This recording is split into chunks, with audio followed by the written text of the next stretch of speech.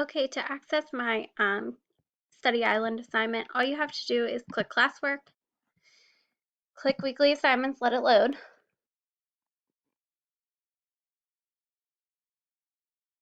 And you are going to take a Study Island practice test that I've kind of put together. So here's a link for you if you need to go to, or you can go to studyisland.com.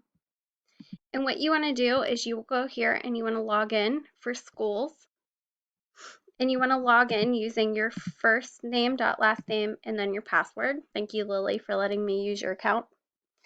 So as you can see, if you have if you do not have any active assignments like I have in my direction, another way to access this would be to go to my classes on the side, click view assignments, and then it will list everything that you have done here on your assignments. So in progress would be up at the top if you still need to do it, and then your practice test on the bottom. Some of you guys were having a hard time finding it, so I want to make sure you guys knew because I will not be available to help you.